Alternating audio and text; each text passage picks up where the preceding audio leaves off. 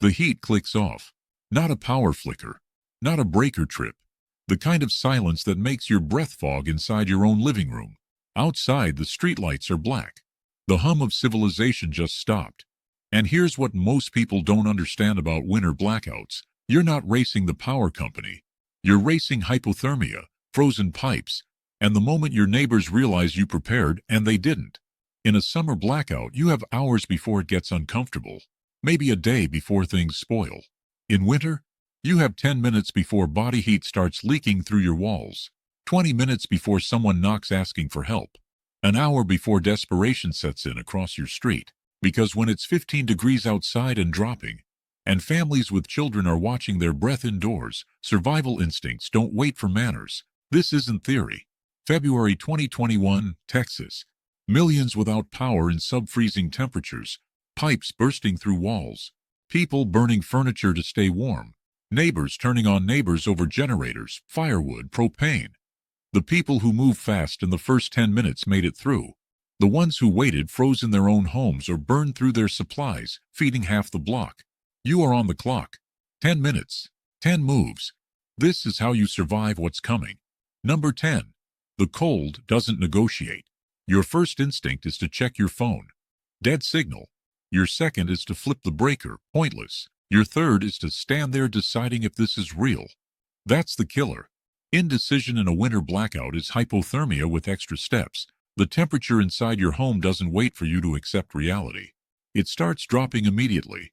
In a well-insulated house, you lose about 1 degree per hour without heat. In older homes, drafty apartments, or poorly sealed spaces, it's faster. Much faster. By morning, your indoor temperature matches the outdoor freeze, so you confirm. Fast. Look out the window. Is it just your house or the whole grid? Check the neighbors. Dark? Check the horizon. Any glow from the city? Any distant lights? Try the radio, AM or FM. See if there's an emergency broadcast. 1 minute. That's all this takes. If it's widespread and it's winter and the temperature is below freezing, you've just entered a survival event. The math is brutal and simple. You have maybe 12 to 18 hours before your home becomes uninhabitable without external heat. Less if you have kids, elderly, or anyone medically vulnerable. Say it out loud to everyone in the house. This is a winter blackout. We move now. Don't sugarcoat it. Don't debate it. Fear is useful when it's early. Panic is deadly when it's late. Number 9. Heat is a weapon, use it right. Most people panic heat.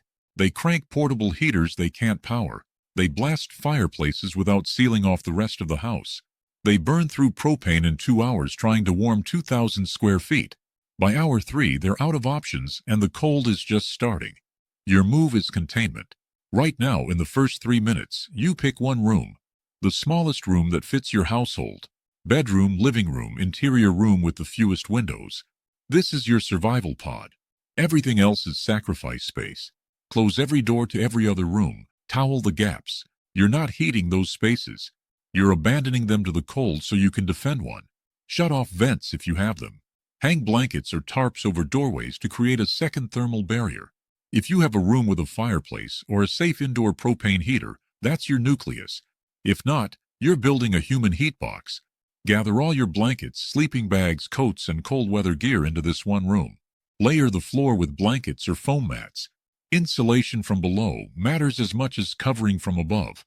Pull in mattresses if you can. You're about to spend 12 to 48 hours in this space. Make it survivable. Do not try to heat your whole house. That's how people die. They run a generator indoors for a heater and carbon monoxide kills them in their sleep. They burn charcoal indoors for warmth and suffocate.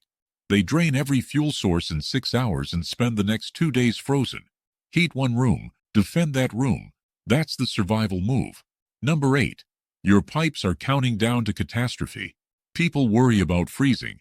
They should worry about flooding, because frozen pipes don't just stop water, they explode. Water expands when it freezes. Pipes crack.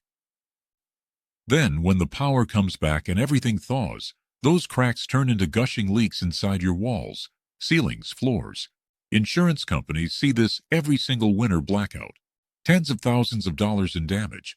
Homes uninhabitable for months, so by minute 5, you take action. Open every faucet in your home to a slow drip. Moving water freezes slower. It relieves pressure. It buys you time. Hot and cold. Every sink, every tub. If you have exposed pipes in basements, garages, or crawl spaces, open the cabinet doors beneath sinks to let warm air circulate. Wrap them in towels, blankets, anything insulating you can find. Know where your main water shutoff is. Right now, not later. If you hear a pipe burst, you have seconds to shut off the main or your home floods. In freezing conditions, that flood freezes into an ice rink inside your house. If you have a bathtub or large containers, fill them now while pressure is still good. Not just for drinking, for flushing toilets when your pipes freeze or your municipal pump stations go down. 1 gallon per flush. Plan accordingly. Frozen pipes are the silent killer of winter blackouts. You won't notice the damage until it's thousands of dollars too late. Number 7. Neighbors are watching what you do right now. This is the part no one talks about. The social dynamics of visible preparation. You're moving fast, filling containers, closing rooms, maybe dragging a generator to the garage. Your neighbors see this. And here's the uncomfortable truth. Every action you take in these first 10 minutes is a signal. That house has supplies. That house has a plan.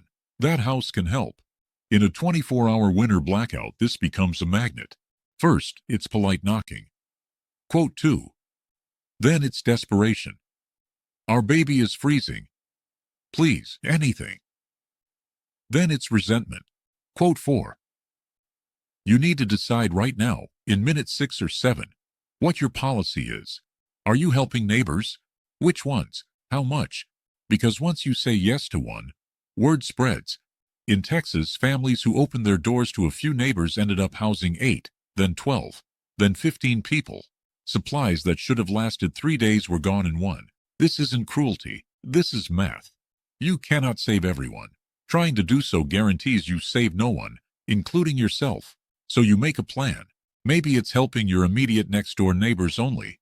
Maybe it's offering information, not resources. Yes, we're staying in one room. You should too. Maybe it's forming a mutual aid pod with 2 or 3 trusted households where you pool specific resources. But you do this quietly. No visible generators running. No bright lights blazing. No cooking smells drifting down the street. The moment you signal abundance, you become infrastructure for the block. And in a real crisis, that turns you from a survivor into a target. Low profile, high readiness. That's the balance. Number 6. Food is fuel and fuel is survival. Your fridge is about to become a cooler. That's the good news. The bad news is your freezer will slowly thaw. And in winter blackouts, people make a fatal mistake. They think the cold outside is a freezer. It's not. Outside temperatures fluctuate. Animals get into food.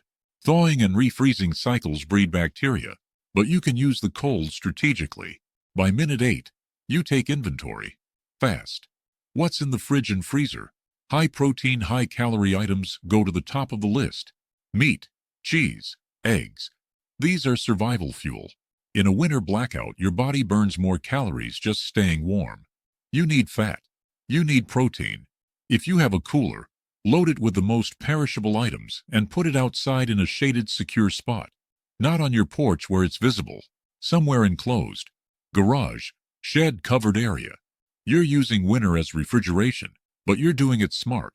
Then you plan your meals. Cold food is fine. Sandwiches, wraps, anything that doesn't require cooking. Save your fuel-based cooking. Whether it's propane, butane, or wood for one hot meal per day, usually dinner. Hot food raises core body temperature. It's a morale boost. It's a survival advantage. Do not cook indoors with anything that produces carbon monoxide unless you have active ventilation. Every winter blackout, people die from CO poisoning trying to stay warm or cook inside with grills, generators, or camp stoves. You will not be one of them. Number 5. Light is hope, but also a liability. Darkness in winter is longer, colder, psychologically crushing. People burn through flashlights and candles like they're infinite. By hour 4, they're sitting in the dark with dead batteries, wondering what went wrong. You're smarter. By minute 9, you stage your light sources. Centralized, controlled. Every flashlight, headlamp, lantern, candle in one location. You assign roles. Headlamps for hands-free tasks. Flashlights for moving between rooms.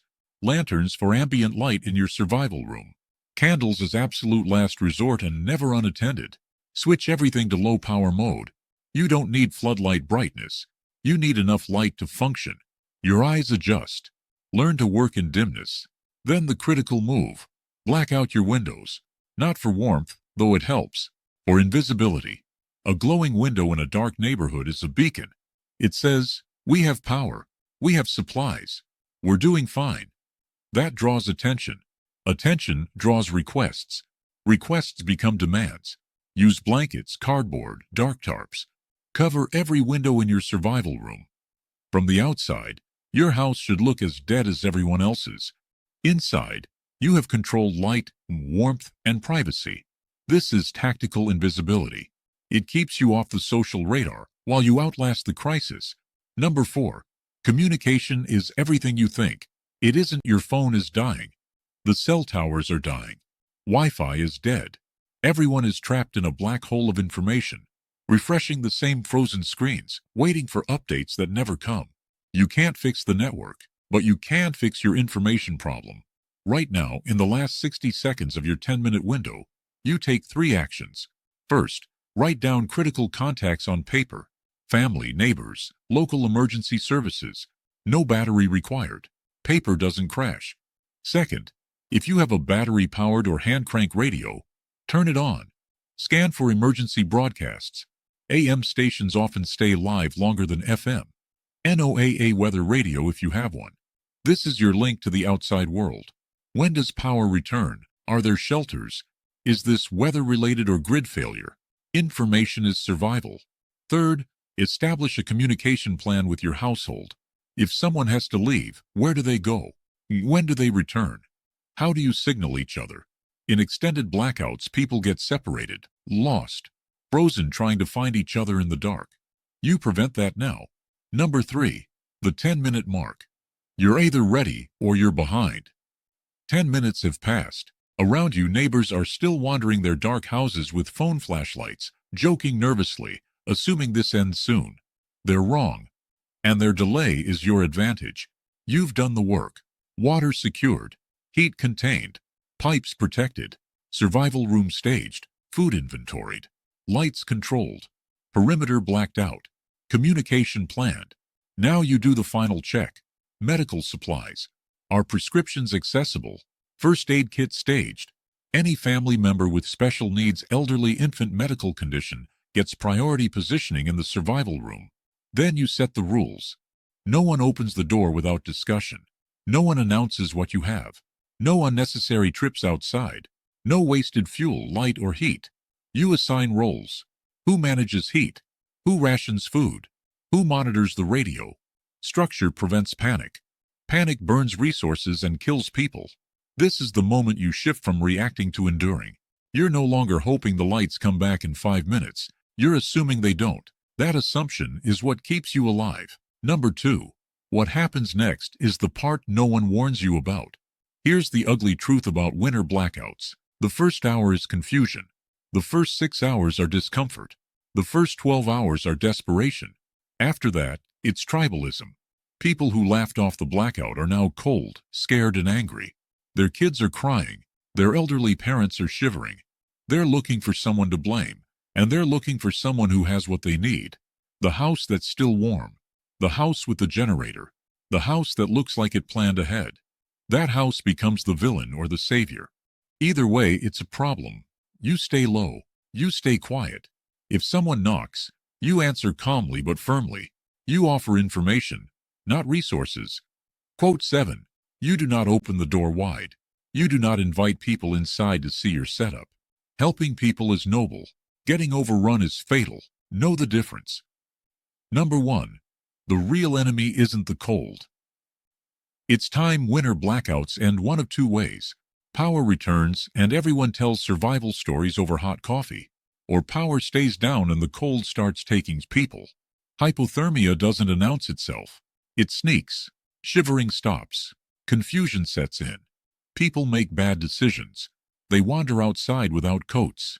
They fall asleep in the cold and don't wake up. You watch for it. In yourself. In your family. Slurred speech. Stumbling. Drowsiness. These are emergency signs. You add layers. You huddle. You share body heat. You do not let anyone quote 8 in the cold, because the cold is patient, and it's counting on you to let your guard down. The 10 minutes are over. You either used them or you didn't.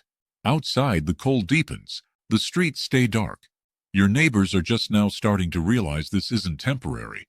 But you're 10 steps ahead. Warm, supplied, invisible, ready. That's the difference between surviving a winter blackout and becoming a statistic. 10 minutes, 10 decisions. Make them count.